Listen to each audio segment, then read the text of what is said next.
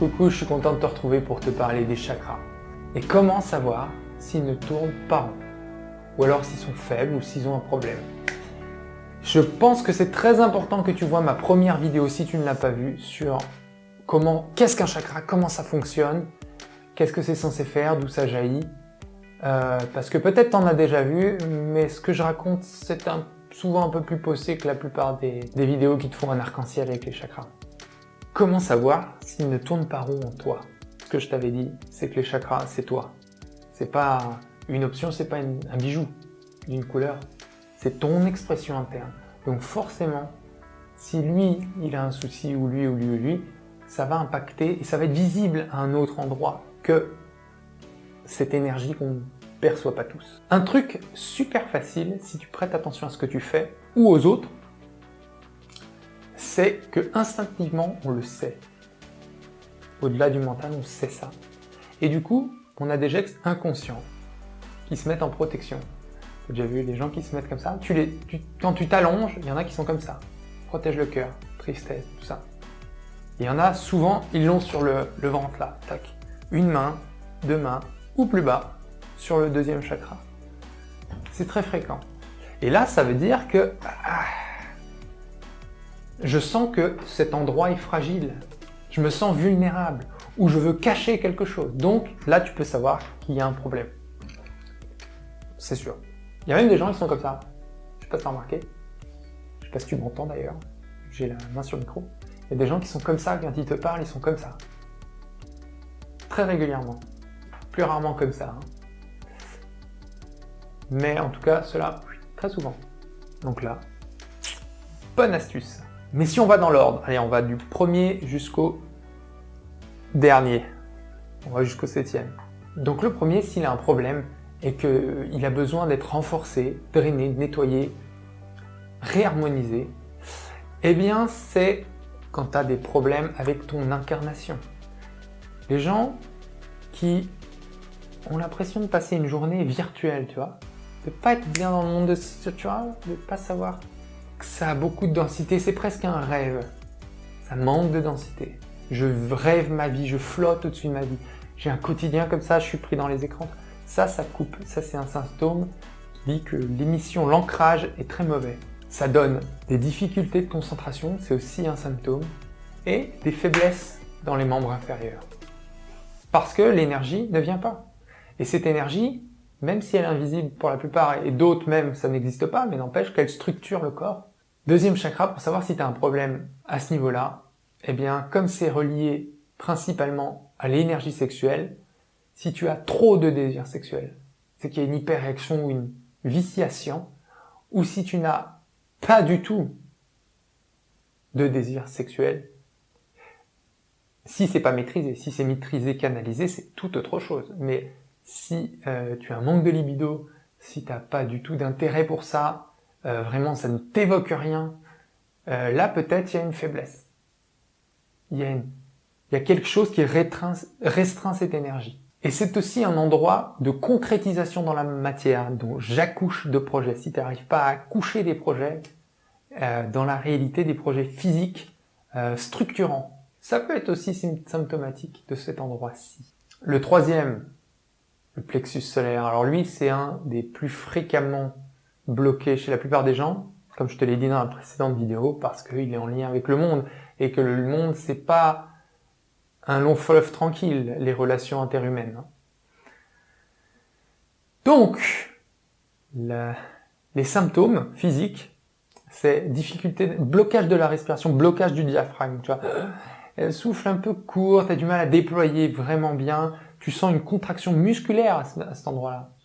Il peut y avoir aussi une diminution de la capacité de digestion, c'est pas forcément que ça, mais ça peut être lié, c'est le feu, hein. C'est un plexus solaire. Et un truc très très fort aussi, qui peut être aussi valable pour le second chakra, c'est l'envie de bouffer du sucre, des trucs sucrés. Tu vois, la boulimie, là, je veux manger. Ça, c'est une compensation, c'est quelque chose qui vient calmer cette zone en relation avec soit le quatrième, le chakra du cœur.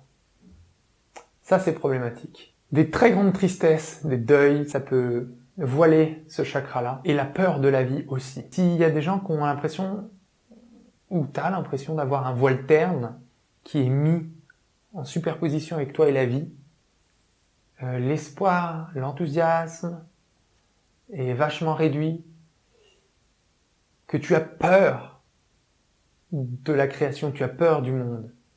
Quand on est investi d'amour, on ne peut plus avoir peur.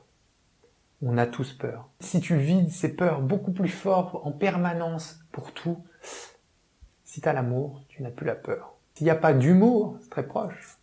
S'il n'y a pas d'humour, là aussi, symptomatique. Si ça fait très très longtemps que tu n'as pas eu des grands éclats de rire francs et sincères, spontanés, symptôme. On peut ouvrir, on peut nettoyer, on peut remettre de l'harmonie ici.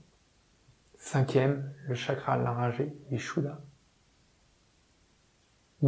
Là, ce qui peut être symptomatique, c'est les difficultés de s'exprimer, la peur de s'exprimer, pas arriver, avoir une petite voix aussi, pas avoir une grosse voix portante ou affirmée, tu vois, avoir du mal à s'affirmer à ce niveau-là.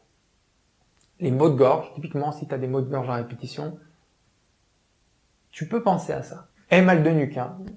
Le chakra il ressort aussi derrière, ça peut être aussi un symptôme. Aussi, faut pas dire c'est systématique, c'est comme ça. Ça peut être aussi un symptôme. Ajna, 3e œil. Là, dysfonction, congestion, tourne pas rond, ça peut donner des maux de tête. Faut bien se dire que chez la plupart des gens, il est assez peu ouvert. Parce que s'il était plus ouvert, d'ailleurs celui-là aussi, ça nous donne des pouvoirs psychiques, tous ceux qui sont au-dessus du cœur. On a accès à des capacités qui sont dites suprahumaines, mais qui sont parfaitement humaines, et qui sont à l'état de germe, chez la plupart d'entre nous. Et c'est ici que ça se passe. Ce chakra, l'ouverture de ce chakra traduira ces capacités, cette ouverture à ce monde de facultés psychiques, cette vision. Ajna, ça veut dire le nom, hein, ça veut dire commander, percevoir. C'est autant de promesses qui sont là et qu'on n'utilise pas. S'il est vraiment congestionné plus que la plupart des gens, ça crée de la confusion mentale, ça crée de la dépression, la difficulté de se concentrer aussi, de mémoriser. Ah, c'est déjà pas mal. Le dernier, le 7e, c'est donc ta connexion divine. S'il n'est pas ouvert, c'est en relation avec ta connexion au tout. Peu importe le mot que tu y mettes. Toi, le reste du monde. Moi, le monde. Moi, le monde, moi, le monde, moi, le monde. Moi, la vie. Donc, les symptômes physiques, ça peut être aussi des maux de tête, mais c'est aussi et surtout, je trouve, une distance par rapport à la vie, au sens sacré, spirituel de la vie. Je comprends pas le sens de la vie, je suis distant et je m'en fous, plus ou moins. Ça se referme. C'est comme si notre antenne, on est fait pour ça, on l'utilise pas. Et on va pas se mentir, c'est pas la meilleure idée pour être heureux. Hein. Ceux qui n'ont aucune appétence spirituelle, aucune envie d'aller découvrir ce sens, c'est synonyme d'un chakra un peu fermé.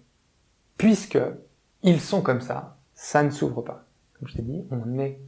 Et c'est la traduction de ce qu'on est. Celui-là parle beaucoup du sens sacré.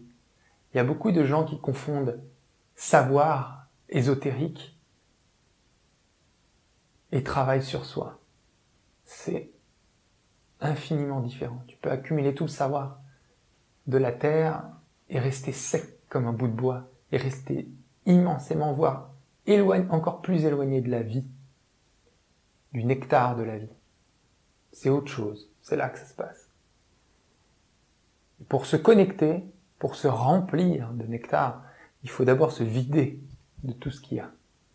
Pas remplir une coupe pleine. Pas possible. Et te laisse pas abuser par les gens qui disent qu'ils ont les chakras ouverts à 200 000%, à 100%, 200%. Non, non, non, non. C'est très rare. C'est tellement rare que c'est très, très, très, très improbable. Et ces gens te le diront pas. Je ferai une vidéo pour donner des pistes pour reconnaître les vrais sages. Parce qu'il y a tellement de baratineurs qui croient des fois eux-mêmes à ce qu'ils disent. Hein, mais voilà, donc pas de panique. On est tous en process, on est tous en chemin. On a tous besoin de développer certaines choses, ouvrir, relâcher surtout certains aspects de nous-mêmes, beaucoup, faire de la place. Donc nos chakras, ils ont tous un avenir d'ouverture devant eux. Pas de problème, pas de souci, il faut juste le savoir, il faut juste garder une permanence, parce que ce qu'on a toujours tendance à faire, c'est je travaille beaucoup, lui m'a motivé, et puis après j'arrête. Non, c'est cette permanence, c'est cette persévérance qui paye, vraiment. Comme dans tout. Dans un projet, dans une entreprise, dans l'apprentissage, dans l'amitié, dans l'amour. C'est un des gages de réussite, c'est la persévérance. Voilà. Si tu as aimé, laisse un pouce, je te remercie de me suivre. Et puis pour les autres, et puis pour tout le monde d'ailleurs, appuyez bien sur la cloche, sinon vous n'avez pas les notifications. Eh ben je te dis à la prochaine. Porte-toi bien. Ciao. Om Namah Shivaya.